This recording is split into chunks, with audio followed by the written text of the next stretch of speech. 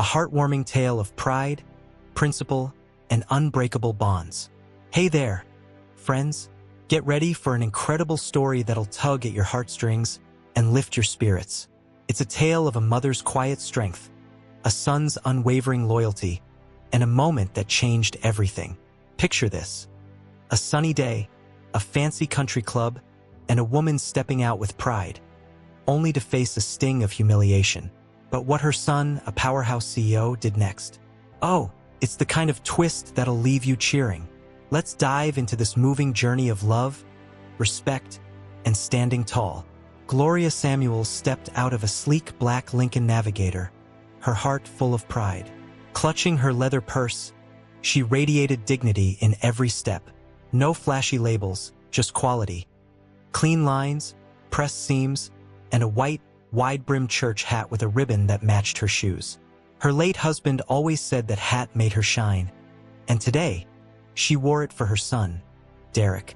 The Greenwich Country Club stretched out under a cloudless sky, quiet and elegant. Derek, the CEO of a logistics empire, had invited her for a low-key lunch to celebrate a big moment: his company's merger with the Hathaway Group, a name dripping with old money and deep roots. Gloria didn't care about the glitz. She was there because her son asked, because she'd always shown up for him. From a single warehouse in Trenton, Derek had built a nationwide supply chain, and today was the pinnacle of his success. She couldn't wait to raise a glass to him. But as Gloria approached the marble steps, a woman in a navy uniform blocked her path. "Excuse me," the woman said, her voice flat. "Deliveries and staff use the back entrance."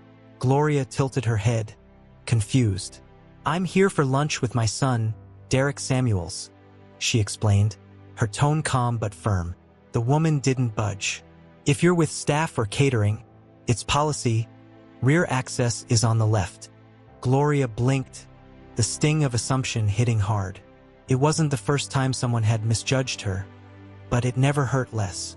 Across the patio, Derek was mid-toast, his champagne flute raised, when his eyes found his mother. He noticed the uniformed woman's posture, and something tightened in his chest. Gloria took a breath, trying to stay composed.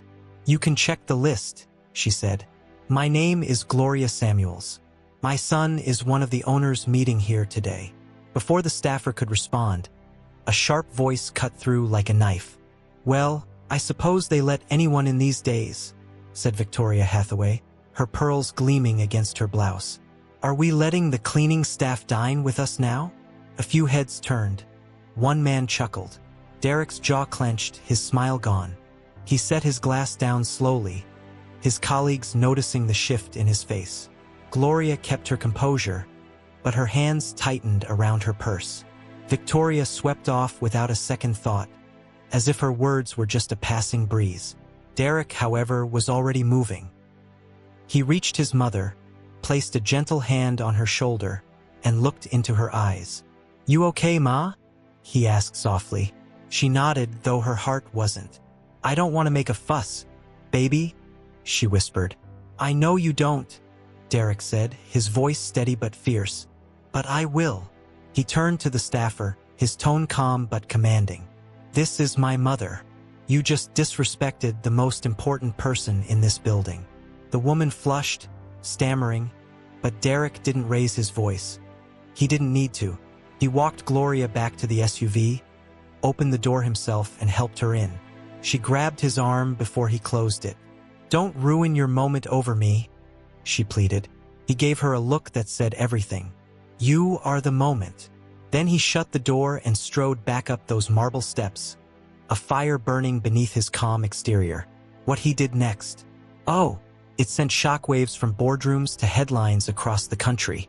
Inside the dining hall, Derek's seat sat empty. The pen for signing the merger. A year of negotiations, millions in prep, and a champagne tower gleaming by the windows lay untouched. The mood shifted when Derek returned, not with drama, but with a quiet intensity that silenced the room.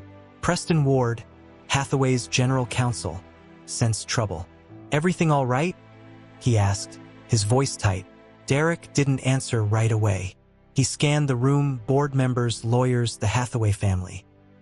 His gaze stopped at Victoria, sipping her wine, legs crossed, as if nothing had happened. She looked certain the deal was hers.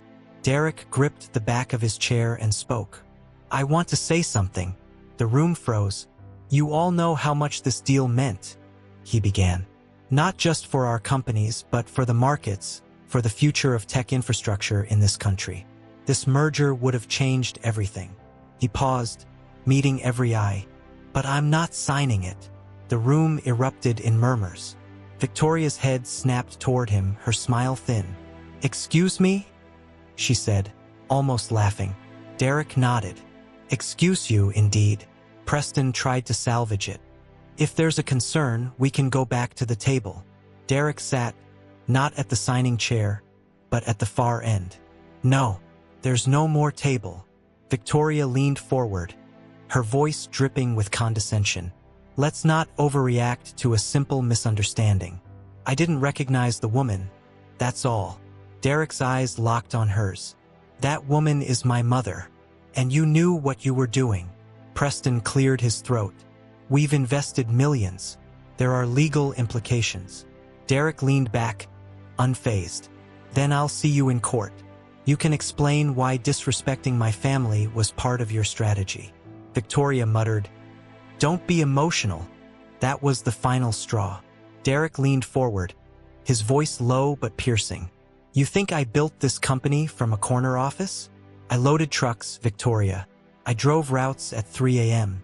I ran payroll from a folding table when we couldn't afford an accountant. I watched my mother take the bus to clean houses so I could keep the lights on. When she showed up here, wearing her finest, proud as hell, and you humiliated her, you humiliated me." The room was silent. Derek stood. "There are deals you lose sleep over. This isn't one of them." And he walked out, no folder, no handshake, just principle. By morning, the story was everywhere. A small Philly podcast broke it first. Black CEO walks out of $900 million deal after mother insulted by white billionaire family. By noon, TechPulse, Forbes, and Business Today had it. By evening, cable news was debating it. Not because a deal collapsed, but because of why. A camera caught Derek the next day, walking into his New York office, coffee in hand, nodding to the receptionist like it was any other day. Reporters shouted, "Was the Hathaway comment why you canceled?" He didn't answer, not yet.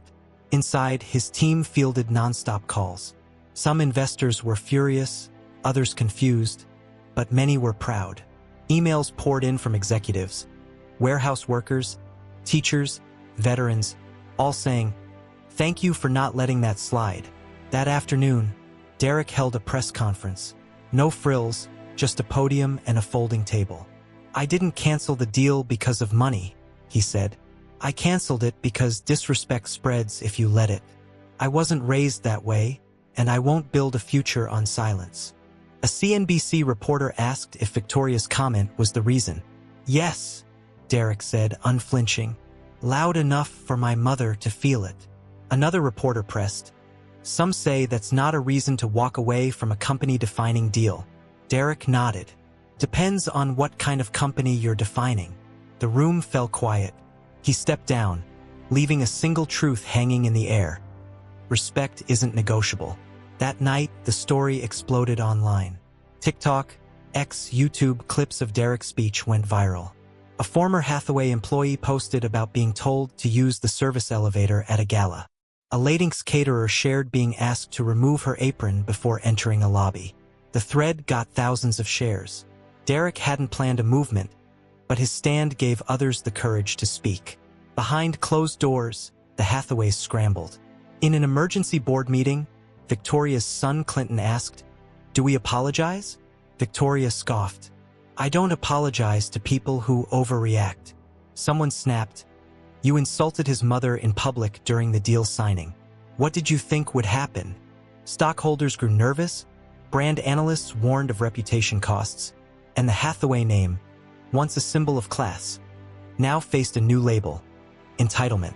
Meanwhile, Derek faced pressure from his own circle. His CFO, Elliot, warned, "We had international infrastructure tied to this merger.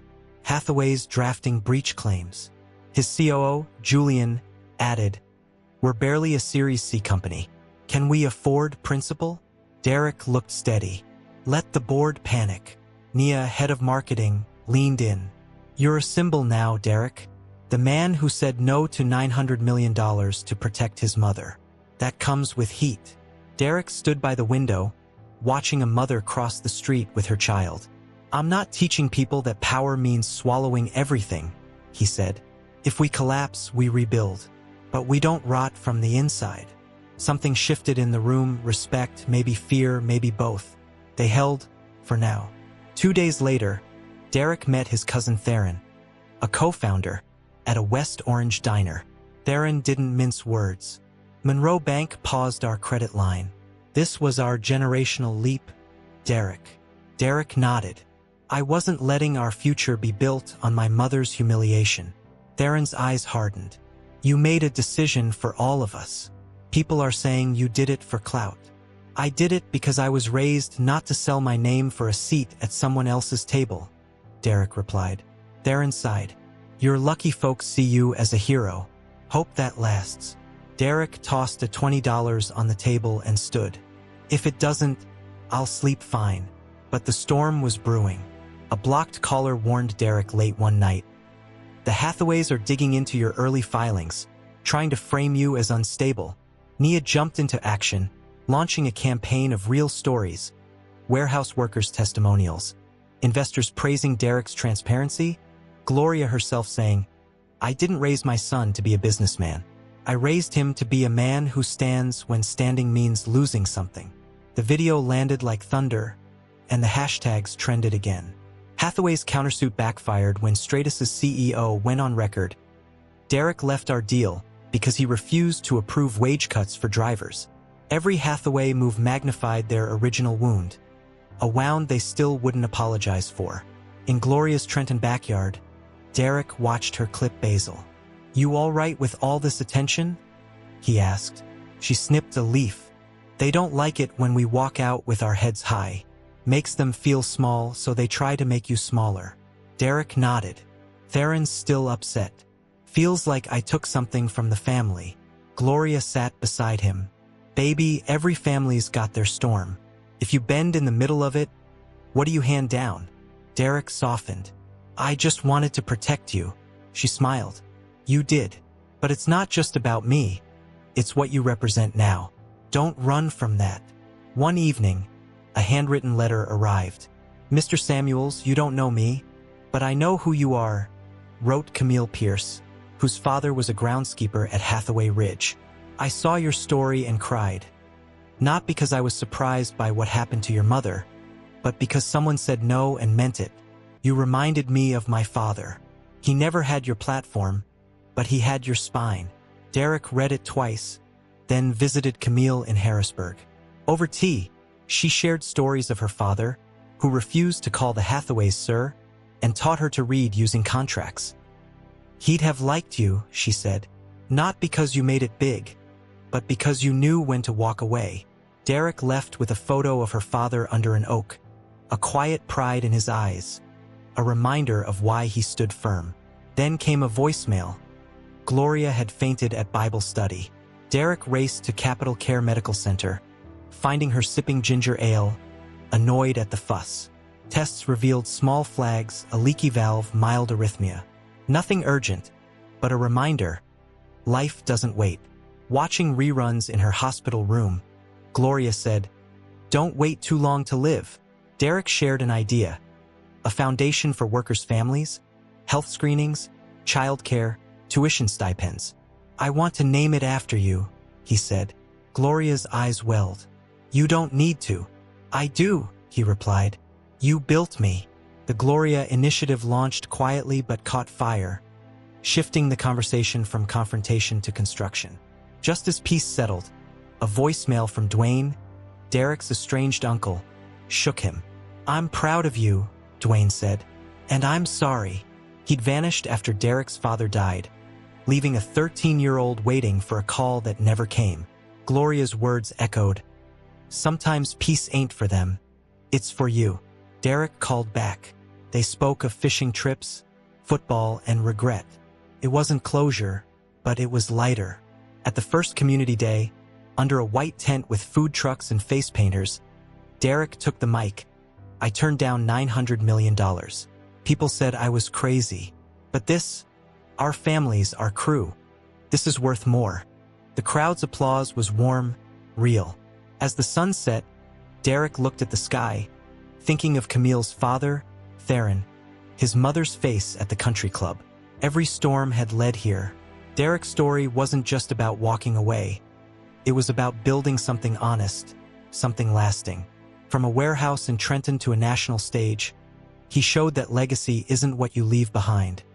It's what you live through, what you refuse to let die in silence. And as he walked to his car, head high, heart clear, a young intern ran up. "You proved my dad wrong," she said. "Business isn't just about money." Derek smiled. "No, my mother did." And with that, he carried on, ready for whatever came next, knowing some bonds and some principles are unbreakable.